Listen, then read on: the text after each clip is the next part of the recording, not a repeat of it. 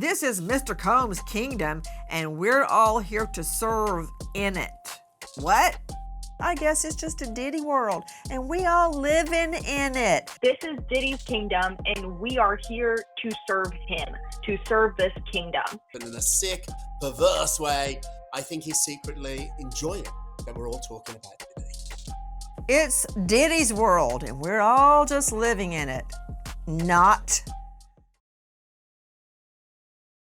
Sean Combs on trial in the Monahan courthouse, the federal courthouse in Manhattan, facing a slew of charges and a multi-count federal indictment.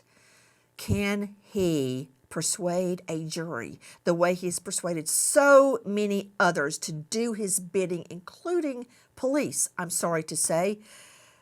Another incident regarding Mia, and remember, part of the significance of her testimony is that she bolsters Cassie Ventura, victim number one that cracked this case wide open. Listen. Mia describes another violent incident between the couple on a trip to Turks and Caicos.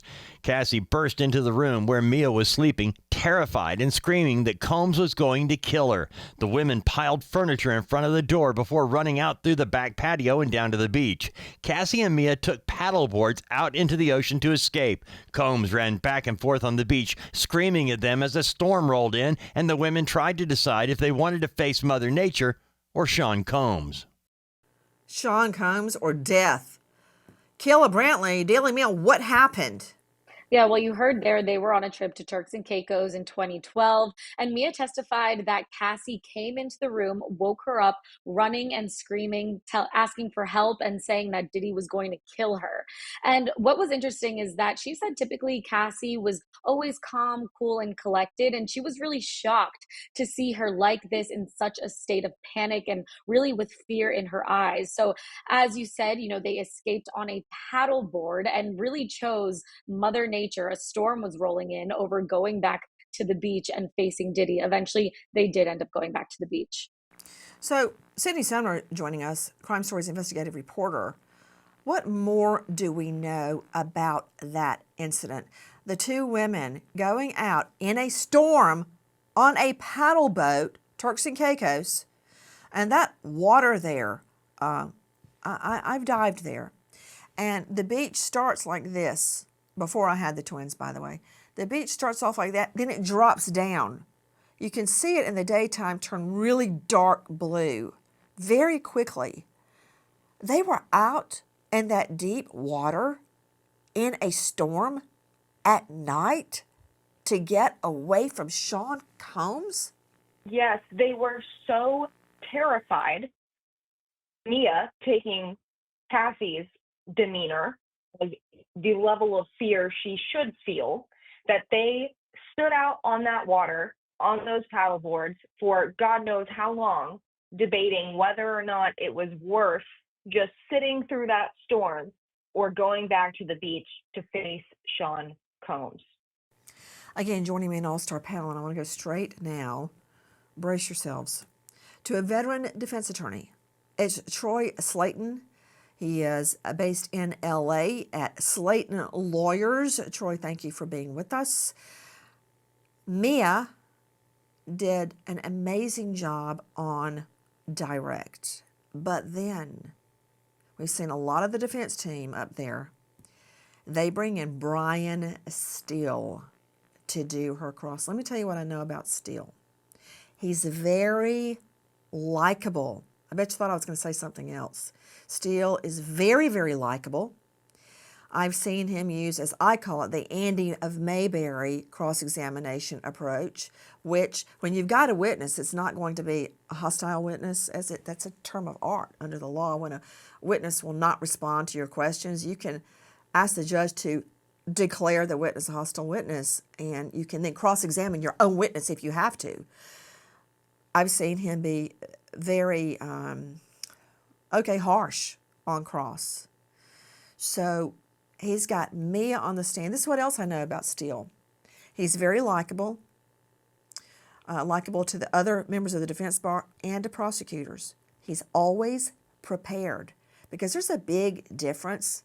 Troy, as you know, I know all about you. You're always prepared in court. But there's a big difference in someone that's gregarious and has this big personality that doesn't prepare, right? Like Johnny Cochran, my old co-anchor, he could carry the day in a courtroom just on his personality. And he wasn't grandiose, he was just likable. He really was likable. Same thing with Steele. I know he's a teetotaler, always been devoted to his wife, doesn't cheat, that I know of anyway. He drinks practically nothing but water. I know that, I'm pretty sure I've seen him do this in the courthouse, that he usually brings his own lunch, like he makes a sandwich. Anyway, those are just some tidbits that I know about him. I'm pretty sure about the sandwich, can't swear to it. The rest, I know. So he is a veteran trial lawyer, got a great reputation. I think he just got Young Thug off. That said, why have they reserved Steele for Mia's cross? Don't fight with me. I need your insight. Why have they saved Steele for this? I mean, he's done other things, but they need a special touch to cross-examine Mia because this can go horribly wrong for them. Nancy, a case can be won or lost on cross-examination. And when you have a witness that is as sympathetic as Mia is, you can't go in with the hard-charging cross trying to discredit her at every step, because then you will lose the white hat in front of the jury. You need the jury to like you as an attorney, to believe you. And so here he has to walk a very fine tightrope and just try and be her friend and point out some things, get her to start agreeing with the narrative that he is going to present, get her to start nodding yes to things that he said. Like, there were other times that you liked working for Diddy. There were times that you enjoyed some of the benefits that came with working with all that lavishness, all that money. You enjoyed living in the mansion and being able to ride in the fancy cars and go on the yachts and take trips all over the world. There were benefits to that. And you never went to the police department. You had an opportunity in So 2011, you're saying that 2012, to take the fancy 2013. trips and drive around in the fancy car, it was worth getting 3 times? Is that what you're saying? Because it sounds like it Absolutely is. not. But what he's going to do is say that there was a lot of great things that happened. There was a lot of good things that happened during her employment. And maybe those good things in her mind outweighed the bad. For example, and the analogy that I was thinking about as you were talking earlier was Harvey Weinstein. There were women that were willing to sell their bodies in order to get a role on a TV show or a movie. And they, in their mind, thought You're that was digging the only really way deep. Slayton, I they just were got to going ask you a question. they were Do you going to ever get hate in the yourself? cast. Do I hate myself? Do you No, ever I just love hear all myself. that? You're just like, oh, it scraped my tongue off. It so tastes bad in my mouth. So they're willing to what? No. Sell their soul to what? Drive around in Diddy's SUV? Are you kidding? To go to a white party where the freak off goes on upstairs? They get to go It- buy Diddy's He's gonna baby point out oil. Oh, was joy. there was a million opportunities to do other things, to work for other employers, to have other jobs, to do. This wasn't the only employer in the entire world. And You're saying the same so thing that apologists always say. Dr. I'm not Bethany, apologizing for. No, look, Nancy, I same want to be clear. thing. Everything that Diddy Why is didn't alleged she to have done leave? sounds awful. He's going to let Bethany talk. Okay, Bethany, Okay. hit it before he The starts up again. the reason they don't leave is that the survival instinct is stronger than any other drive we have. And when you believe you are going to be killed, you will not leave a perpetrator. Also, domestic abuse is a crisis of boundaries, meaning the victim often blames themselves for the aggression of the perpetrator. So there's this confusion about, well, is it your fault? Is it my fault? And then everything becomes calamitous and breaks out into terror, like when they were out paddleboarding into a storm. And that also, when the amygdala is very activated, when the fight and flight is activated, you can't think. When we are anxious, we cannot think. So their capacity to even strategize in a basic way was compromised.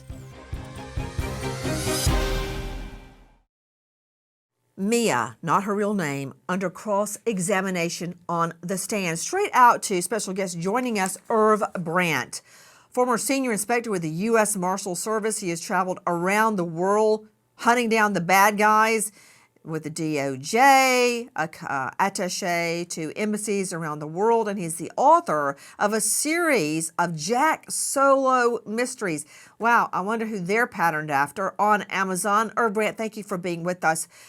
Do you ever get just exhausted hearing what victims endure, in this case, working ungodly hours?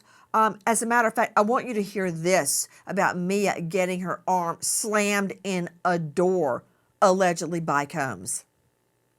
Combs wasn't just violent with Cassie. Mia describes an incident at the Revolt production office when Combs asked to borrow her phone, then ran off with it. Mia chased Combs and tried to snatch it back, so he ran into a restroom. Mia's arm was in the door, but Combs continued to slam the door shut so hard, Mia thought her arm was broken. When Combs finally came back out, he told her he sent himself her compromising photos, so he had something on her in case she had something on him. It's like he's got something on everybody.